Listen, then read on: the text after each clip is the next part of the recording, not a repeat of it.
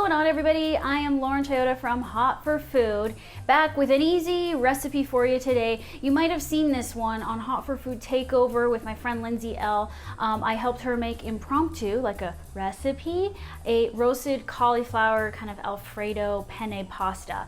So I have perfected the sauce, perfected the ingredients, and figured out the recipe for you. So I'm going to share how we're doing that today. So it's nut-free. Usually my alfredo sauce has cashews in it, but this is a cashew-free version. It's really simple, it's very nutritious, and obviously super tasty. So let's get started. So I cut up a head of cauliflower like this, about 6 cups of florets here from 1 head of cauliflower, and laid it out onto a baking tray. I don't use anything under it like parchment paper or a silpat mat because I find roasting cauliflower is really good if it's on the metal tray. It just gets really nice and browned up, and that's what we want to build flavor. So to start, you're just gonna use some olive oil, about 2 tablespoons on here.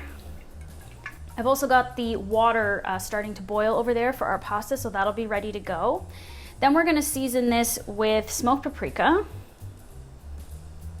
and garlic powder. I'm using dried thyme, but you could certainly use fresh thyme if you have it. I just crush it like this in between my palms. And sea salt and ground pepper. Now I'm just using flaked salt, but again, you could just use a fine granulated salt. And either ground pepper or cracked fresh black pepper, whatever you have. So this is just gonna build a lot of flavor in this vegetable, which we're gonna use to make the sauce. And we're also gonna put the extra florets on top of our pasta. So then, just get this well coated. It shouldn't be drenched in olive oil, it doesn't need it, but just enough so that all of these spices stick. Just spread it out evenly. And then this is gonna go into an oven that I've preheated to 450, so pretty hot. And it'll take about 25 minutes to roast. You might wanna flip it about halfway through to get the other side nice and golden brown. Once your pasta water is at a rolling boil, you're gonna wanna add some salt to the water, and then cook your pasta until it's al dente. It's usually between 8 and 10 minutes. And before you drain the pasta, make sure to reserve about 1 cup of the starchy pasta water. All right, so the pasta is drained. You don't rinse it at all, just let it sit. The cauliflower is finished roasting. Look at all that yummy color on there. Basically take about a cup. I do like a little bit of a heaping cupful, okay? And then throw that in the blender.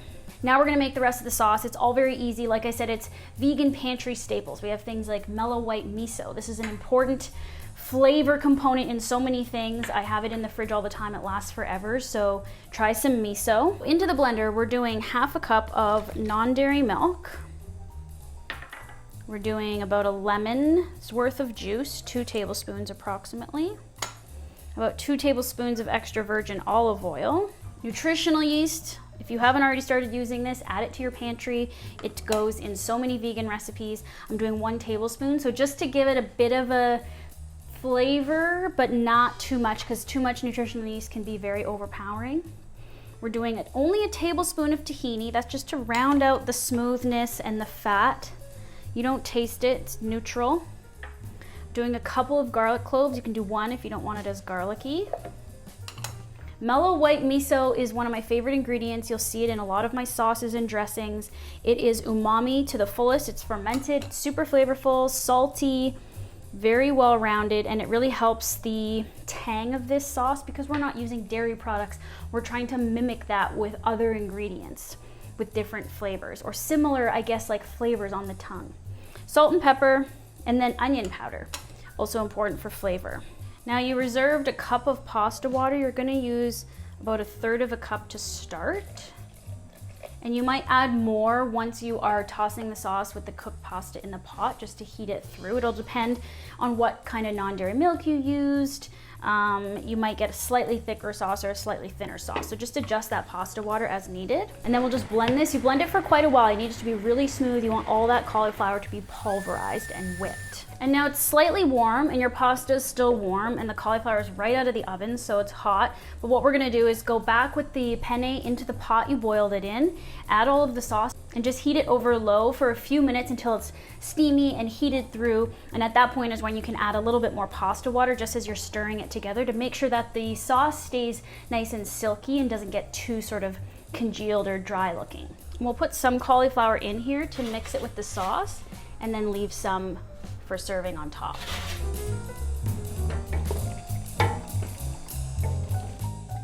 And if you need to add a little bit of water, just drizzle some in as you're heating it.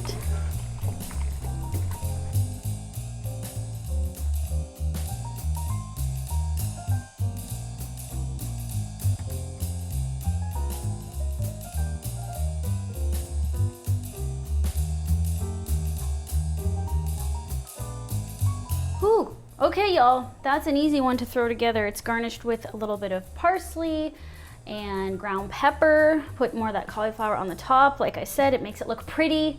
Plus, you can never get too much cauliflower. If you have ever seen Hot for Food, you know I love cauliflower. I have a cauliflower buffalo wing recipe that's really popular on my YouTube channel.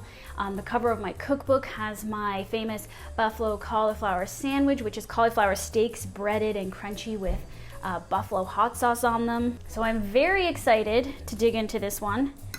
It's creamy, dreamy, it's still warm. Even though I had to take a photo of it. I mean, how amazing is this? A light, a healthy, non-dairy cream sauce for pasta. It's like a dream come true. This is my new favorite. I mean, I love my cashew alfredo, but this is like, I don't know, this is an improvement for sure.